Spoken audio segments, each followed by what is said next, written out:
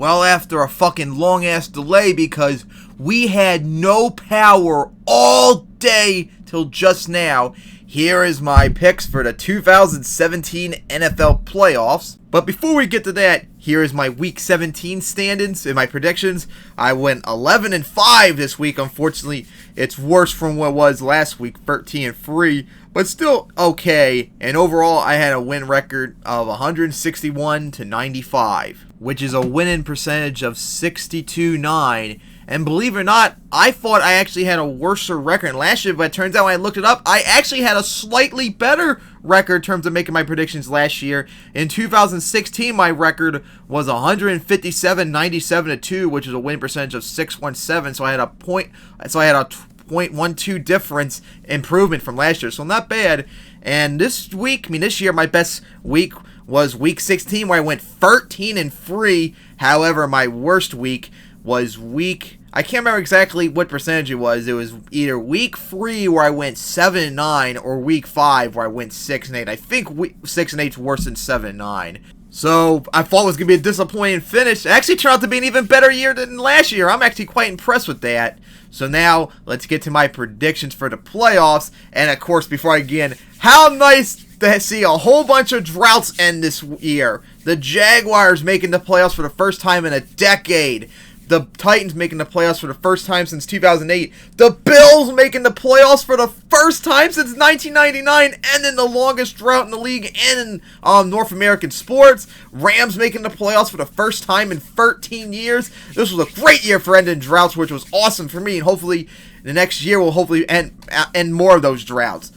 Now, just like last year, before I get to my picks, here's how each team in the playoffs did this year. We'll start with the AFC side. Instead of doing team by team, I had all teams up here with their stats in total. So anyways, we get things started with, once again, the number one seed back-to-back years for the first time since the 2013-14 Seahawks is the Patriots, as they made the playoffs for the 9th year in a row, I believe. They won the AFC East 9th year in a row, which I think is the record, which I think was already broken last year. They clinched first round bye for the 8th year in a row, which I believe is a record. And of course, they clinched first round bye 2nd year in a row, as they are the first Super Bowl team to get the number one seed again since the 2013-14 Seahawks, trying to be the second team, the next team to win back-to-back since the 2003-04 Patriots.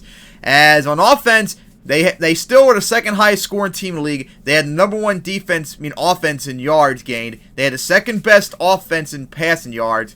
But thanks to not having LeGarrette Blount, they fell off in the rushing offense to 10th place.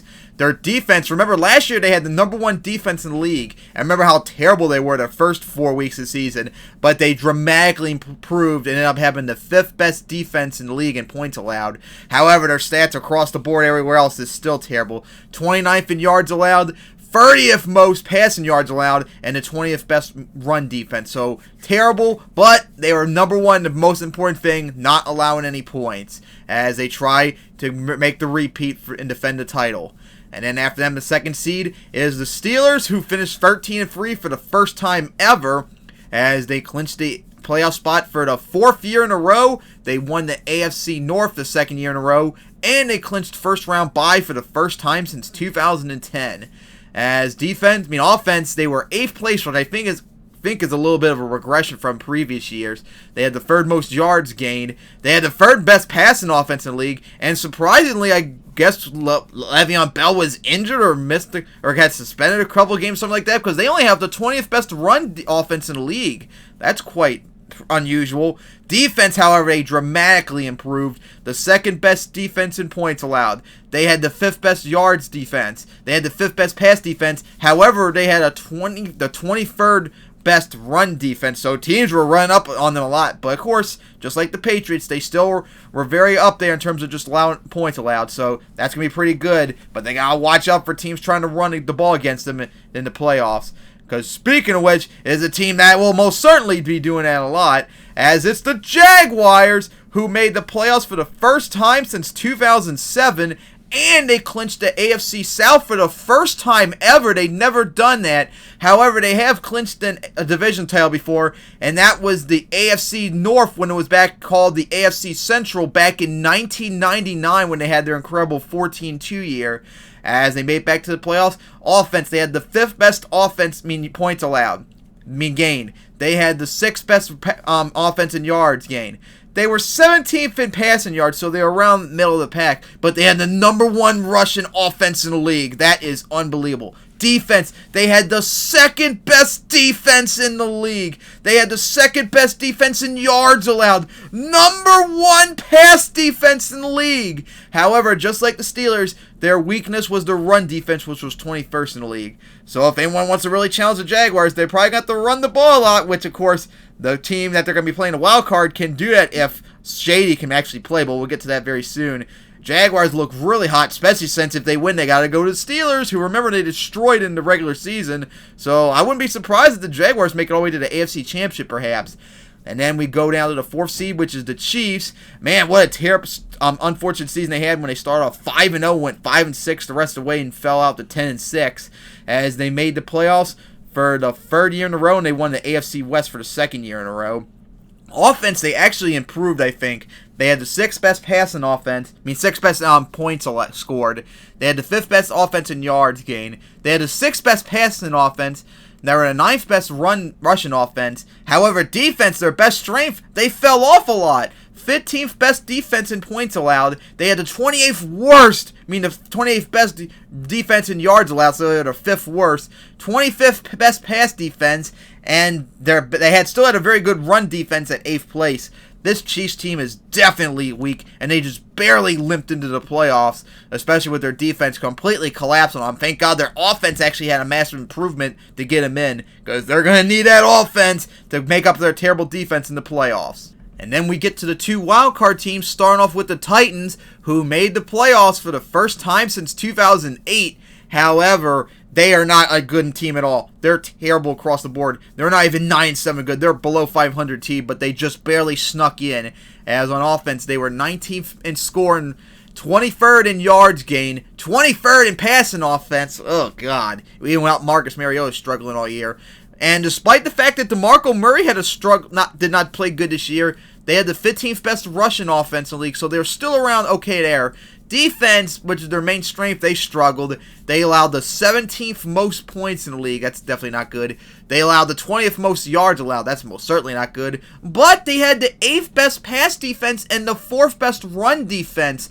So that's a little curious to me how they could be top 10 in that category, but 20th overall in yards allowed. I have no idea how that's the case, but this is directly all from Pro Football Reference, and their stats are up to date, so I don't know how that is. But the Titans are in deep trouble. They just slipped into the playoffs, and I don't think they're going to make it far into the playoffs.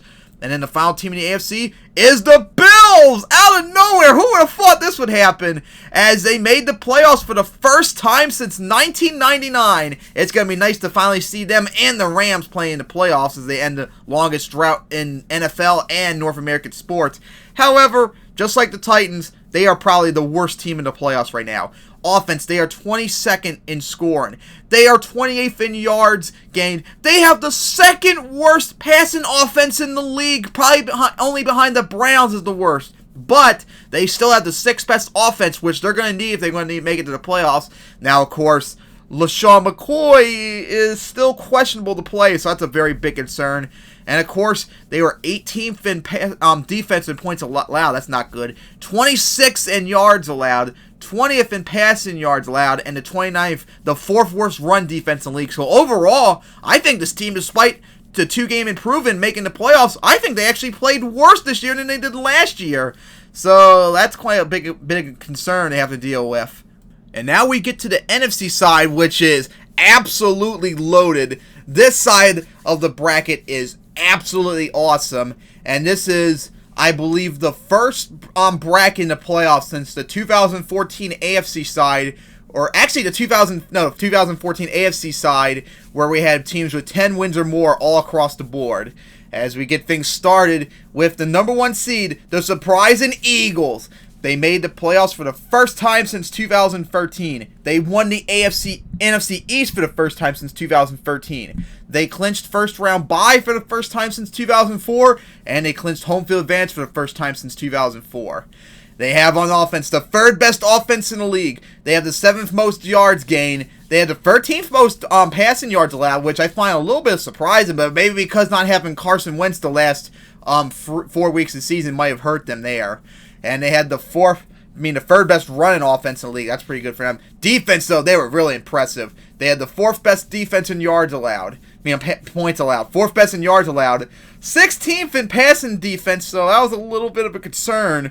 And I'm sure that's a lot of it mainly because of Eli shredding them for like 500 yards or something like that. But they have the number 1 run defense in the league, and they're going to absolutely need that. And they're going to need that pass rush in order to compensate for the fact that they don't have Carson Wentz for the playoffs, as they just limped into the playoffs pretty much. And then we get to the Vikings, who went 13-3. Also like the Eagles, and this is their first time they ever gone 13-3, and their second best season as a 16-game schedule outside their 98-15-1 team, as they made the playoffs for the first time since 2015. They win the AFC North for the first time since 2015, and they clinched first-round bye for the first time since 2009, as they're trying to be the first team ever to host the Super Bowl. And on offense, they were the 10th best points allowed, gained. They had the 11th best offense in yards allowed, gained, 11th best passing offense, and the 7th best running offense, which is quite impressive since they had injuries across the board. And an offense, although I had some concern about, they still played overall solid. But defense, this is the best. Number 1 defense in the league, number 1 in yards allowed, and 2nd best in pass defense and run defense.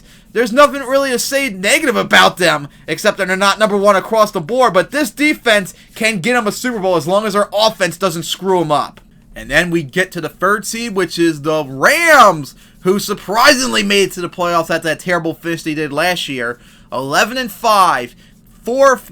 In the playoffs for the first time since 2004, and they won the NFC West for the first time since 2003. And they're going to play in the Los Angeles in the playoffs for the first time since 1989. And they had the number 1 offense in the league, which is unbelievable since they were in the top 5 worst offense last year. 10th most yards gained, the 10th best passing offense, and the 8th best in rushing offense thanks to Todd Gurley's incredible renaissance year. And on defense, they had the 3rd best defense in the year thanks to Wade Phillips, as they had the 15th best defense in yards allowed, which is a little bit of a concern. They had the 1st best pass defense, which is quite impressive. However, they were the 2nd to worst team in the league in rushing yards allowed. 2nd worst. That is really, really bad. And they got to really be concerned about that, because they got to go up against a lot of teams in the NFC playoffs that can run the ball on them, so they got to watch out for that. And then we get to the Saints, who surprised us all by going 11-5 and making the playoffs for the first time since 2013 and winning the NFC South for the first time since 2011. And they look just almost like the Saints that were from 2009 to 2011. They had the 4th best offense in the league, 2nd most yards allowed, the 5th best passing offense in the league, and what needed importantly, the 5th best run offense in the league. They need that to get the pressure off of Drew Brees. And they had the 10th best defense in points allowed. And of course, the rest of the defenses average across the board. The 17th best in yards allowed, the 15th best pass defense, and the 16th best run defense. But as long as their defense is in the top 10 in points allowed, and as long as they have a running game, they can be a major threat in the playoffs, especially with the Eagles just limping in. And then you go to the 2 wildcard teams, starting off with all of them from the NFC South. How about that? It's the Panthers starting off, as they recovered from their Super Bowl hangover last year to go 11-5 and make the playoffs for the first time since 2015. However, they really were not a good team this year. They were not even close to an 11-5 team, as they had the 12th best offense in the league, the 19th most yards allowed, but they had the 28th best passing offense in the league. That's the 5th worst in the league, and that's what fucking Cam Newton, who's supposed to be a franchise quarterback, he is nowhere near as good as that 1 year 2015 season. They had the 4th best run offense, though. That's going to really help out. And then they got the 11th best defense in the league, the 7th best defense in yards allowed, the 18th best pass defense, and the 3rd best run defense. So their defense can get a lot of pressure, although they're inconsistent across the board. But that offense is going to really hurt them, as we saw when they played the Falcons yesterday, or at least I did. And then we get to the final, the team in the playoffs, and that's the Falcons, who made in despite the Super Bowl hangover, although they struggled the entire year as they made the playoffs for the 2nd year in a row. And oh my god, this team has basically flipped from what it was last year. Remember they had the number 1 offense last year? Now they just barely made in the top half, 16th most points allowed. They had the 8th most yards gained. They were the 8th best passing offense in the league, and 13th best rushing offense. That's quite solid because they need that a lot to get the pressure off of Matt Ryan. And their defense, remember their defense was the 27th place in the NFL. Now it's 8th place. That defense dramatically turned around, as it's the 8th best points allowed, the 9th best defense in yards allowed, the 12th best passing defense, and the 9th best rush defense in the league. So that defense dramatically turned around as the offense regressed quite a bit. So that's a bit of a concern. But the Eagles overall are still pretty solid of all the teams in the wildcard round, except besides maybe the Saints. And with that, we finally get to the playoff bracket. As if you all don't know the schedule release, because the NFL was really, really slow at releasing. They were really quick at releasing the wildcard schedule, but they were really fucking slow at releasing the schedule for across the entire playoffs. So for all of you that don't know, first up will be the Titans going to the Chiefs. Then it'll be the Falcons going to the Rams. Then the Bills going to the Jaguars. And then the Panthers going to Saints for the wildcard round. And in the divisional round, first up will be at the Eagles. And then it'll be at the Patriots. Then it'll be at the Steelers. And finish off with at the Vikings. And then it'll be the AFC Championship. And then the NFC Championship before we get to Super Bowl 52. So now we'll get my predictions underway. Starting off with the Titans going to the Chiefs, as this is the first time they're playing the playoffs since that 1993 division round game where the Chiefs killed the Houston Oilers once and for all. As the Chiefs have won 4 in a row to get in, and they looked a lot better these last few weeks after that 4-game losing streak, remember, during the season. And the Titans, they just limped into the playoffs, just barely got in, as that Marcus Mariota, DeMarco Murray, and that entire offense just isn't that good this year. And even if they go up against a terrible Chiefs defense, they're still going to be in big trouble. Now, last time they played each other last year, remember, the Chiefs snuck in and actually beat the Chiefs in Arrowhead. So, I mean, I guess it's possible for them to do it, but I don't really see that. As much as I don't really trust the Chiefs, I trust the Titans a lot less. And I think, even with that terrible defense, the Chiefs will beat the Titans to move on. And with that, we go to our next wildcard game, as it would be the Falcons going to the Rams. As, funny enough, this is the first time they play each other since the 2004 division round, where the Falcons destroyed the Rams in what turned out to be the last playoff game the Rams would play until now. So ain't that funny that the Rams are going to play the Falcons again in their first game since the time they beat them 13 years ago. And this is going to be the first playoff game in LA for the Rams since when they played the Eagles in the 1989 wildcard round, when they made all the way to the NFC Championship that year. Now, this is the first time they played each other since the Falcons destroyed the Rams last year in LA. So the Falcons beat them very recently. As a matter of fact, the Falcons have beaten the Saints pretty much every year since then. I can't remember the last time. I think the last time the Rams beat the Falcons was in 2007, when they didn't have Michael Vick and such. And of course, this is going to be a battle between two strong offenses, although Falcons, they got the yards, but they don't get a lot of points and stuff like that. This is going to be kind of a concern. Now, the Falcons, if they want to be a serious contender, they got to run the ball against the Rams a lot, since that's their worst part in their defense and such. But in the end, I still don't really trust the Falcons on the road. I think they pretty much just limped in. The Super Bowl hangover is still affecting them. So I think the Rams will sneak out with it. And with that, they will move on to play the Vikings in the divisional round, as the Saints or Panthers will play the Eagles. After that, we get to our next wildcard game with the Bills going to the Jaguars. This is the first time they're playing each other in the playoffs since the Jaguars' very first playoff game in the 1996 wildcard round, where they actually went into Buffalo and upset the Bills, which is today still remains the last time the Bills hosted a playoff game. However, the tables have completely flipped around this time, as the Jaguars are probably going to be the overwhelming favorite in this game, as they're good across the board. The Bills are the very worst team in the playoffs this year, just barely sneaking in, regressing from last year, and the only thing that could possibly save them from going on to the Patriots would be as if Shady McCoy comes back to play, but we don't fully know if he's going to come back yet or not. But in the end, if Shady does come back, I don't think it's going to make a difference. I think the Jaguars will get their first playoff win in a decade. They will head off to the Steelers, as the Chiefs will be forced to go to the Patriots. And then we go on to the final wildcard game, as it's an NFC South showdown, as the Panthers visit the Saints, as this is the first time they've ever played each other in the playoffs. As the Saints, both these teams actually lost their game last week. However, the Saints, they lost a very hard-fought game against the Buccaneers, and they just blew in the end. As the Panthers, they just got spanked and embarrassed by the Falcons last week, especially on offense. They couldn't get anything going. Fucking Cam Newton didn't even get, I think, half his yards, for God's sake. He was terrible.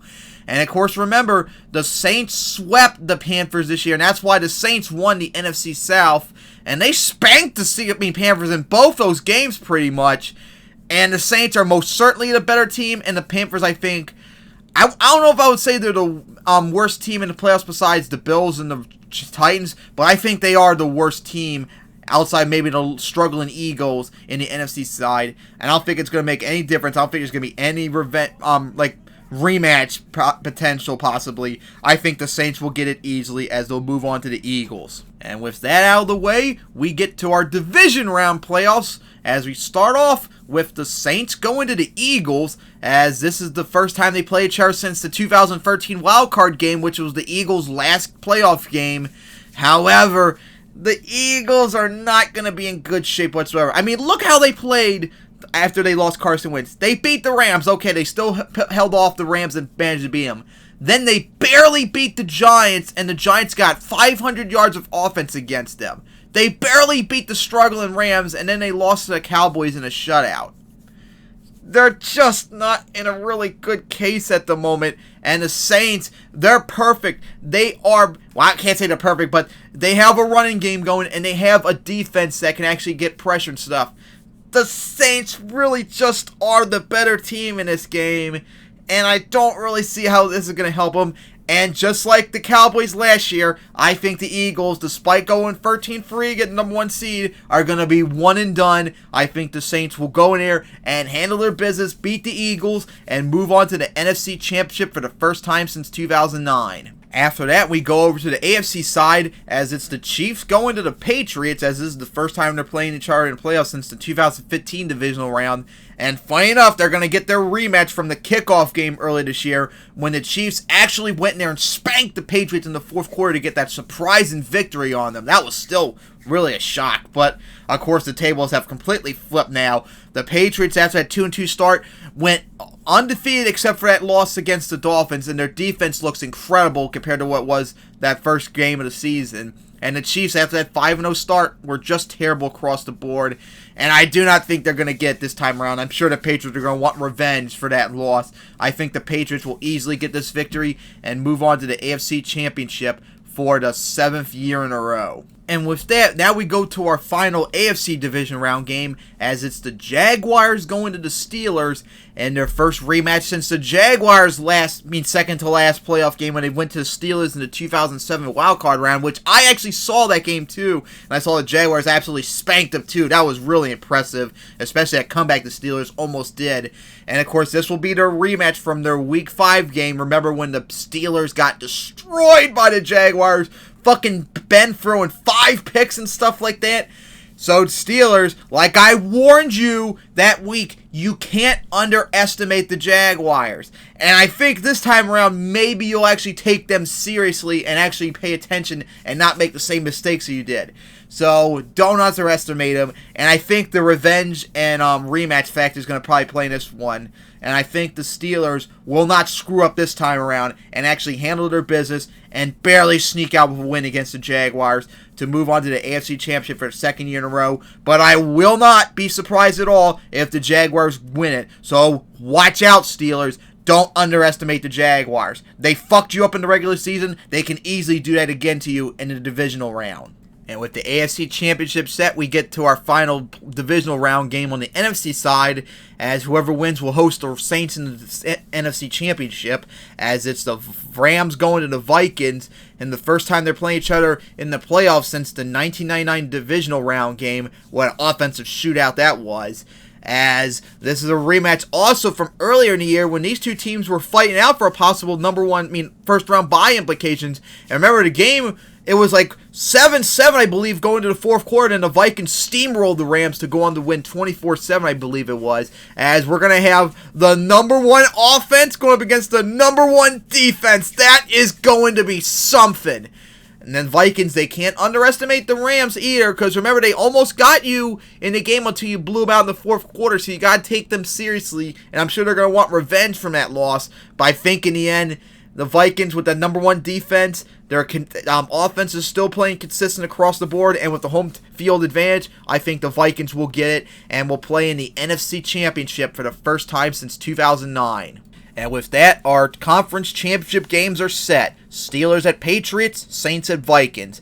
As we get the games first start off with the AFC Championship, as it'll be the Steelers going to the Patriots for the second year in a row. As, of course, we saw the Patriots destroy the Steelers when they played them in the AFC Championship last year. And, of course, their incredible finish in the regular season earlier this year. However, remember, the Patriots did destroy the Steelers pretty much.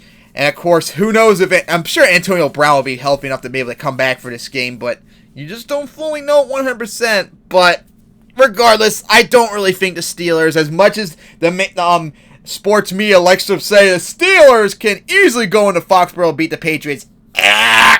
There's a reason why they haven't done it since 2008. And, of course, remember, that's without Brady. The Steelers, God knows how long it's been since the Steelers actually went into Foxborough and beat them. It hasn't been since at least the 90s. I know that for a fact. They just are not that good enough against the Patriots, and I do not think that's going to be the case. As, once again, I think the Patriots will beat the Steelers to move on to Super Bowl for a record 10th time as they try to go back-to-back. And may that be a lesson to the Steelers to not let the Patriots take the lead back in the fourth quarter when you host them. And then we get to the NFC Championship, as it's the Saints going to the Vikings, as this will be the first time they're playing each other in the playoffs since their 2009 NFC Championship showdown went in the overtime, remember? And my, oh my, how much it's going to flip around now, as the Vikings are the better team, and they're going to host it this time around. And, of course, this is their rematch from the first Monday night game this year, when the Vikings spanked the Saints pretty good and such. Now, of course, I'm pretty sure everyone would probably say that was before the Saints finally had their turnaround to become the great team they were this year. But I don't really think that's going to make much difference. I think the Vikings will hang on and handle their business, beat the Saints, and make the Super Bowl for the first time since 1976, and have the honor to be the first team ever to host it. And with that, the long wait is over as we get to Super Bowl 52, Patriots and Vikings. And funny enough, even though the Vikings will be the first team since, ironically, the 1969 Vikings to host the title game. And funny enough, remember, they're going to be the away team technically in this game, so that'll be funny, but this isn't going to be a neutral game if the Vikings make it. This is going to be a Vikings home game. And it might not be an outright Vikings home game, because I'm sure there's going to be teams. I'm sure not all the Vikings fans are going to buy up all the tickets, but it's still going to be quite an obvious home field advantage for the Vikings. So, here's the matchups, of course. Patriots offense against the Vikings defense. The Patriots going up against the number one defense in the league. Of course, if the Vikings want to win, they have to do what history showed, like what the Giants did in their 2 Super Bowls. They have to pressure the shit out of Brady and throw him to the ground many times as possible. If you do that, you might be able to get away with the win, even with the home field advantage. But remember, Despite having number one defense, this is Tom Brady we're talking about. The GOAT, for God's sake. So this game's going to go back and forth on this side of the field between the number one defense against Brady. No one's going to have a clear outright advantage. It's going to go both ways depending on what scale it is at that point. And then we get to the Patriots defense against the Vikings offense. Same thing pretty much. The Vikings probably might get a lot of yards off them because the Patriots allowed so many yards. But when it gets down to it, will they get the points needed to get there? And I'm just not sure. I really don't know. I think the Patriots defense might actually have the edge in this case against the Vikings offense. But since with the home field advantage and go up against with the number one defense in the league and such, I probably would say if this was a neutral site, I think the Patriots would probably get it. But with the Vikings being the home team in this case, I think the Vikings will just barely squeak out the victory and get their first Super Bowl ever and their technically first title since their 1969 NFL Championship before they lost to the Chiefs in the Super Bowl. And how funny enough, the Patriots will host the Vikings next year. That'll be a really incredible kickoff game possibly, especially if the Patriots win and the Vikings play them in the Super Bowl. So, we'll have to wait and see, and I won't be surprised if the Patriots win. I'm just picking the Vikings by just a wee little bit for the game. So, that's my pick for playoffs and Super Bowl 52. Can't wait to see what happens in the playoffs, starting with the wild card round this week. So, see you then.